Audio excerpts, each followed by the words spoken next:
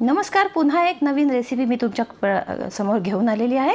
मी जुई आणि जुईज किचन आणि हॅक्समध्ये तुमच्या सगळ्यांचं खूप खूप मनापासून स्वागत। आपण एक नाश्त्यासाठी आज एक छानपैकी पदार्थ बनवणार आहोत। ज्वारी किंवा बाजरीचा अतिशय पोटभरीचा हा पदार्थ आहे आणि मस्त लागतो, एकदम पौष्टिक पण आहे। तुम्ही नक्की करून बघा। बाजरीचं हॉटेल किंवा ज्वारीचं हॉटेल केव्हा तरी आपलं रविवारी वगैरे छानपैकी अगदी एखादा तिखट शिरा वगैरे आपण म्हणू शकतो, कसा बनवायचा ते बघा तुम्ही मस्त। तर 2 मोठ्या वाट्या बाजरी किंवा ज्वारी धुवून आणि रोळून घ्यावी।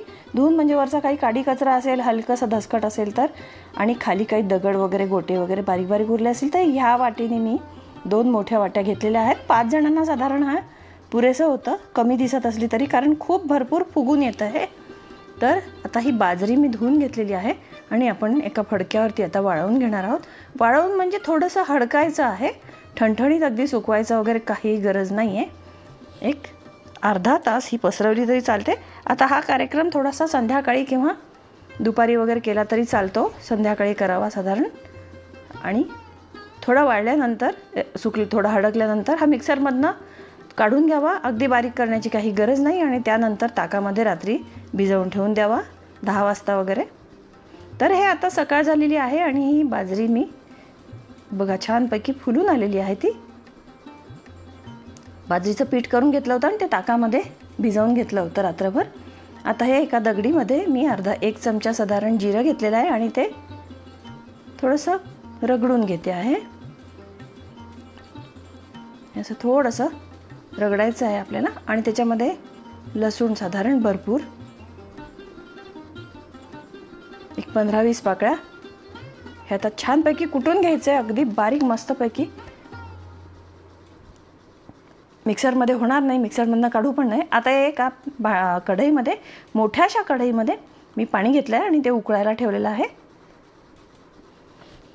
हे बघा पाणी उकळलं आहे। आता आपण तर कुटलेलं जे आहे जिरं लसूण ते ह्याच्यात सोडणार आहोत। त्याच्यात तुम्हाला आवडत असेल तर तुम्ही हिरवी मिरची पण ठेचून घालू शकता त्याच्यामध्ये, म्हणजे कुटण्यामध्ये घेऊ शकता।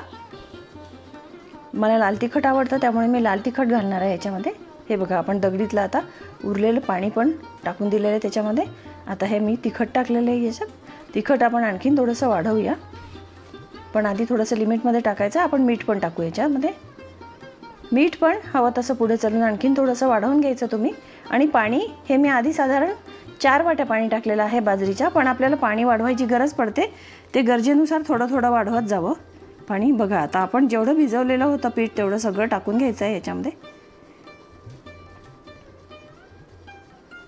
पाणी उकळल्यानंतर टाकावं साधारण। सगळं पीठ मी टाकून घेतलेलं आहे याच्यामध्ये आणि हे कंटिन्युअस ढवळायचं आहे, नाहीतर गुठळ्या होतात। सो एक तर हे फर्मेंट झालेलं असतं, थोडंसं छान आंबट लागतं हे छानसं। एक तर ताक आणि त्याच्यामध्ये आणखीन रात्रभर फर्मेंट झालेलं असल्यामुळे एक टेस्ट येते आणि खाल्ल्यानंतर मस्त अशी छान पोटाला आराम मिळाल्यामुळे सुस्ती पण येते थोडीशी। मी तिखट टाकून घेतलेलं आहे आणखीन याच्यामध्ये। आता हे आपण कंटिन्युअस ढवळू आणि याच्यामध्ये थोडं थोडं थोडं थोडं पाणी वाढवत जाऊ गरजेनुसार, कारण जसं जसं हे याचं टेम्परेचर वाढतं आहे म्हणजे आपण शिजतं आहे हे पीठ, तसं तसं घट्ट होत जातं। हे बघा याच्यामध्ये बुडबुडे यायला लागले शिजवून आणि आता थोडं थोडं पाणी याच्यात टाकत चालायचं आहे आपल्याला थोड्या। आणि हा पांढरट जो रंग आहे ना तो गायब होऊन आणि थोडासा काचेरी कलर यायला लागतो। काचेरी म्हणजे काचेरी दिसायला लागतं हे छानसं शिजल्यासारखं तुमच्या लक्षात येईल। काही विशेष असं त्याच्यामध्ये सिक्रेट असं काही नाही आहे, थोडंसं फक्त पाणी वाढवत जायचं आहे याच्यामध्ये। बघा हे मी छान घोटून घेतलं आहे आणि अगदी कढईभर होतं हे। परत एकदा पाणी टाकून घेतलं आहे याच्यामध्ये मी।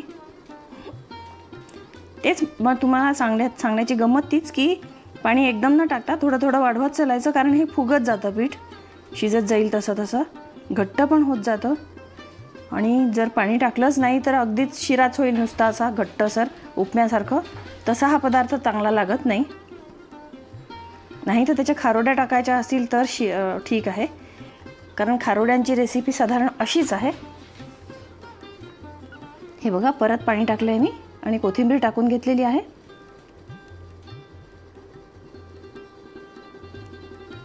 छानपैकी ढवळत चालायचं आहे। आता पदार्थ आपला तो तयार झालेला आहे. हे हॉटेल हे आता मस्त खाण्याच्या प्लेटमध्ये, नाश्त्याच्या प्लेटमध्ये आपण वाढून घेणार आहे. बघा, एक 5 मिनिटातच त्याच्यावर एक छोटासा पापुद्रा असा पातळ असा जमल्याचं दिसतंय तुम्हाला. आता याच्यामध्ये तूप टाकूया छानपैकी.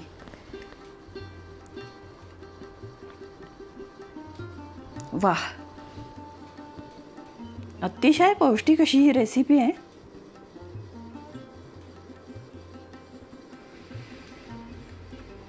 बघा, तुम्ही बघू शकताय की बघितल्याबरोबर अशी खावीशी वाटणारी आणि एकदम जिभेला आणि पोटाला बघूनच आराम मिळतोय अशी ही रेसिपी आहे छानपैकी.